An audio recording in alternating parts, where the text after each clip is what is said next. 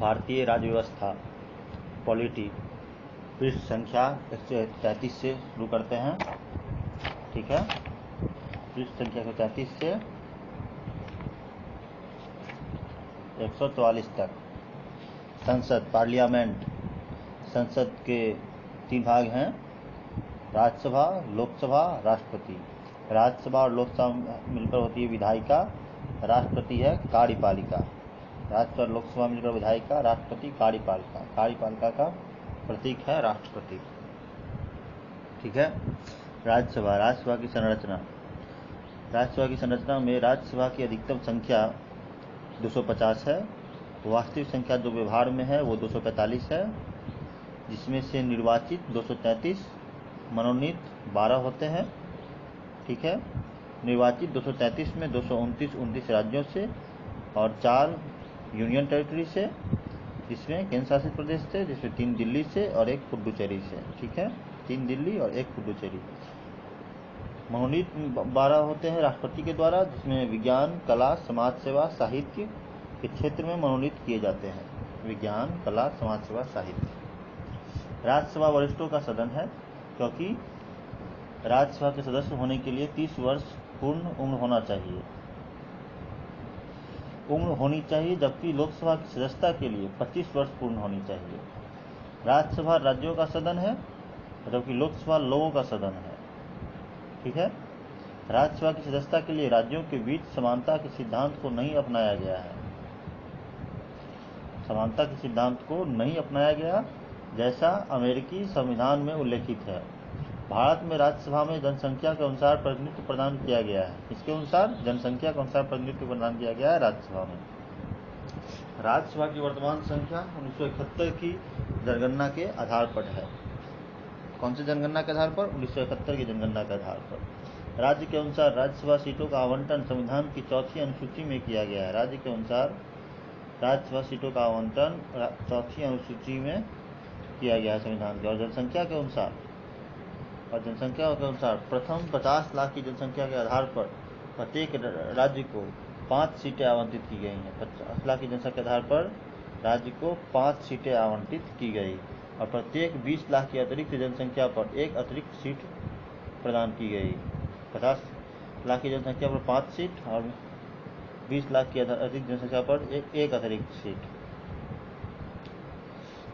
आलोचक ये मानते हैं, इसकी आलोचना किस तरह से की जाती है कि संघीय व्यवस्था में राज्यसभा राज्यों का प्रतिनिधित्व सुनिश्चित करती है, परंतु राज्यसभा के कई लक्षण गैर संघात्मक हैं, क्योंकि 12 मनोनीत सदस्य किसी राज्य का प्रतिनिधित्व नहीं करते। केंद्र शासित प्रदेशों को सीटों का आवंटन कर इसके राज्यों के सदन के विचार के विरुद्ध है।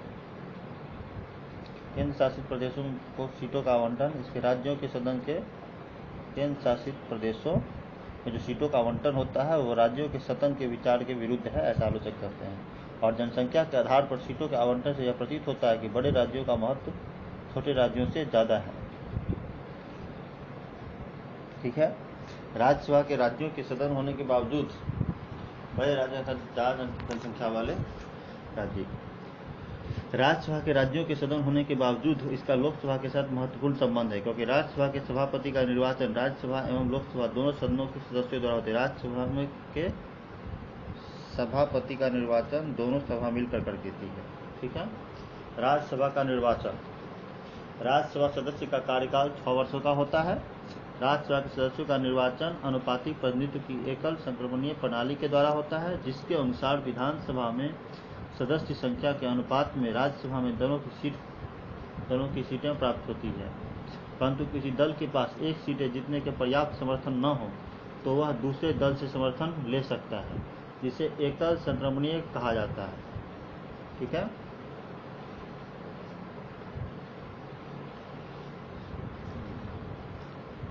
ए में से 50 में से 50 से 5 सीट, बी 25 में 25 में तो 25 दिया हुआ है।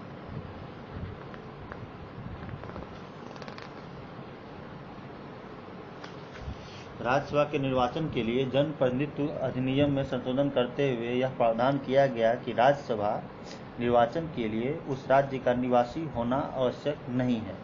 राज्य का निवासी होना आवश्यक नहीं। इसलिए आप देखते होंगे मनमोहन सिंह असम से चुने जाते हैं, अरुण जेटली पंजाब में किसी क्षेत्र से चुने जाते हैं।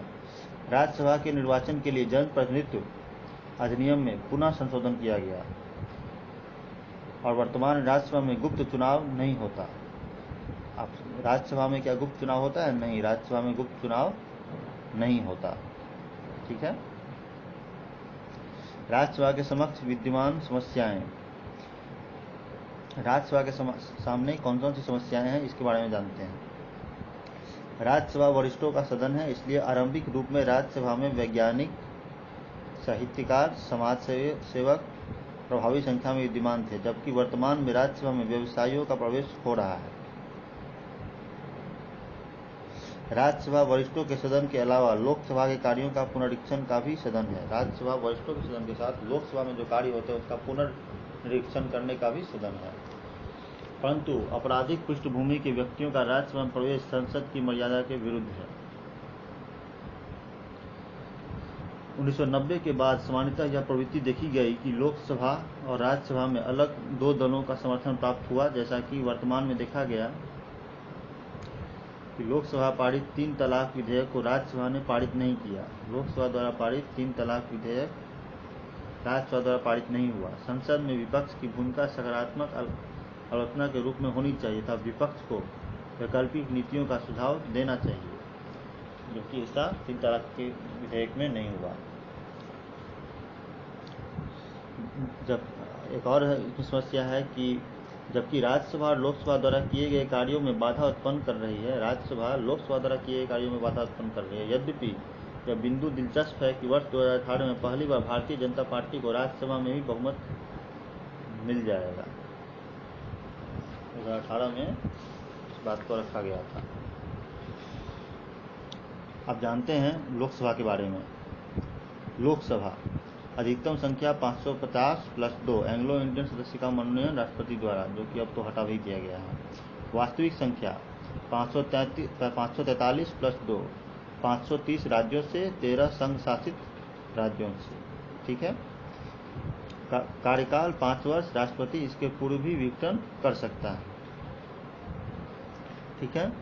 लोकसभा सीटों का आवंटन का सिद्धांत। संविधान में यह उल्लेखित है कि लोकसभा में प्रत्येक राज्य को आवंटित सीटें जनसंख्या के अनुपात में समान होनी चाहिए। जनसंख्या के आधार पर सीटों का वितरण होगा। राज्यों के बीच समानता के साथ प्रत्येक राज्य के अंदर लोकसभा के सभी क्षेत्र जनसंख्या के अनुपात में समान होने चाहिए। समानता के साथ प्रत्येक राज्य के अंदर लोकसभा के सभी क्षेत्र जनसंख्या के अनुपात में समान होने चाहिए। छोटे राज्यों के लिए विशेष प्रावधान। जिन राज्यों की जनसंख्या 60 लाख से कम है उनके लिए प्रतिनिधित्व का उपरोक्त सिद्धांत लागू नहीं होगा। इसलिए सिक्किम जैसे राज्यों में 1 लोकसभा सीट प्रदान की गई है। लोकसभा सीटों का समायोजन एवं परिसीमन। संविधान में यह उल्लेखित है कि 10 वर्षों के बाद होने वाली प्रत्येक जनगणना के बाद लोकसभा की कुल सीटों की संख्या में वृद्धि होगी, बदलाव होगा। वृद्धि तो मान लीजिए जनसंख्या बढ़ रही है इसीलिए हो रहा है, अगर घट जाता तो बदलाव आ जाता, तो वृद्धि की जगह पर हम लोग बदलाव समझ सकते हैं। तथा लोकसभा क्षेत्रों का पुनः परिसीमन भी होगा। परंतु 1976 में 42वें संविधान संशोधन के द्वारा यह प्रावधान किया गया कि वर्ष 2000 के बाद होने वाली जनगणना के आधार पर लोकसभा की सीटों की संख्या में वृद्धि की जाएगी। परंतु 1976 में 42वें संविधान संशोधन के द्वारा यह प्रावधान किया गया कि वर्ष 2000 के बाद होने वाली जनगणना के आधार पर लोकसभा की सीटों की संख्या में वृद्धि की जाएगी। 84वें संविधान संशोधन 84 नंबर संविधान संशोधन के बाद पुनः संशोधन करते हुए कहा गया कि वर्ष 2026 के बाद होने वाली जनगणना के पश्चात लोकसभा की कुल सीटों की संख्या में वृद्धि होगी। 86वां अमेंडमेंट कह रहा है 86वें संविधान संशोधन के द्वारा 26 के बाद लोकसभा की कुल सीटों की संख्या में वृद्धि की जाएगी। 543 लोकसभा सीटों के आकार को समानुपातिक बनाने के लिए कुलदीप सिंह आयोग का गठन किया गया। कुलदीप सिंह आयोग का गठन कर और लोकसभा सीटों का वर्तमान आकार वर्ष 2001 की जनगणना के आधार पर समायोजित किया गया। लोकसभा में अनुसूचित जाति जनजाति के लिए उनकी जनसंख्या के अनुपात में सीटें आरक्षित की गईं।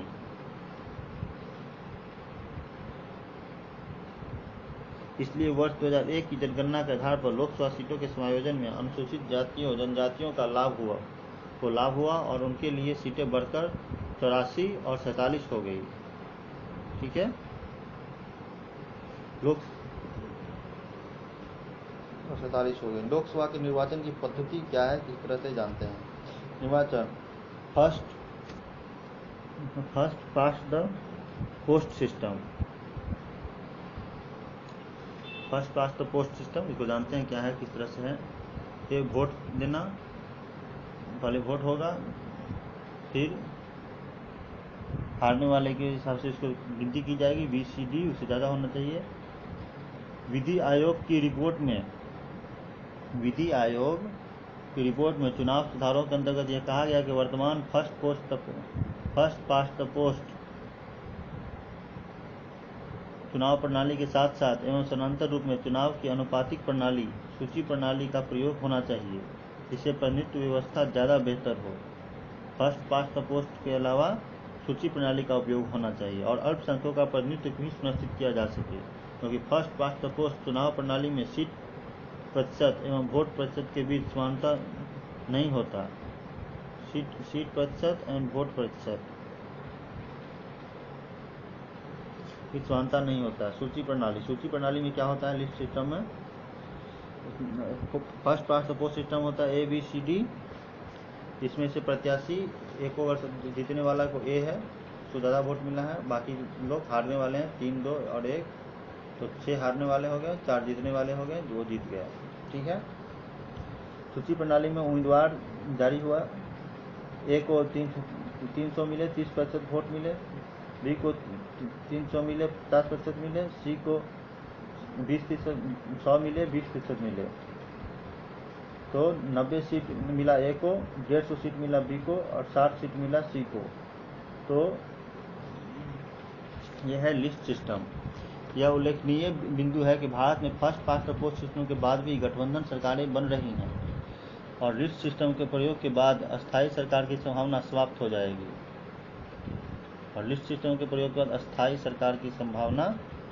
समाप्त हो जाएगी। लोकसभा का परिवर्तित जननांकीय प्रकृति। वर्तमान में लोकसभा में पिछड़ी जातियों तथा अनुसूचित जातियों जनजातियों का दबदबा स्थापित हो चुका है, जबकि आरंभिक रूप में लोकसभा में ऊंची जातियों, वकीलों और बड़े जमींदारों का प्रभुत्व था। वर्तमान में कृषि से जुड़े हुए सांसदों की संख्या में निर्णायक वृद्धि हुई है, अतः लोकसभा का स्वरूप लोकतांत्रिक हो रहा है। ये जननांकीय प्रकृति दिखा रहे हैं, जनता से जुड़ी हुई प्रवृत्ति में परिवर्तन आया है। 16वीं लोकसभा में महिलाओं की संख्या केवल 62 है, जो अब तक की सर्वाधिक है, लेकिन अपेक्षा में कम है। भारतीय जनता पार्टी को 16वीं लोकसभा में स्पष्ट बहुमत प्राप्त हुआ, लेकिन एक भी मुस्लिम उम्मीदवार बीजेपी की टिकट पर चुनाव नहीं जीत पाया। चौथा, association of democratic reforms NGO के आंकड़े के अनुसार लोकसभा के लगभग 150 सांसदों पर हत्या,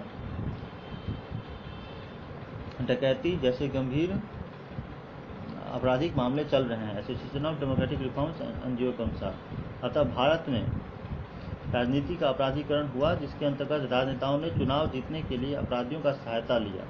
उसके बाद अपराधियों का राजनीतिकरण हो गया, अतः अपराधी ही चुनाव में विजयी होने लगा, जो विधि के शासन के विचार के विरुद्ध है और विधि का निर्माण करने वाला ही विधि तोड़ने वाला है। इससे आम जनता की संसद के प्रति आस्था घटी है और अपराधियों को सामाजिक स्वीकृति भी प्राप्त हो गई, जो लोकसभा के लिए अत्यधिक नकारात्मक है और संसदीय लोकतंत्र की मान्यता के विरुद्ध है। ठीक है, तो ये था पृष्ठ संख्या 144। हम लोग इसको यहीं पे रोकते हैं, जिसमें एक खास बिंदु है first past the post system और लिस्ट सिस्टम। इस पर हमें ध्यान देने की ज़रूरत है। ठीक है।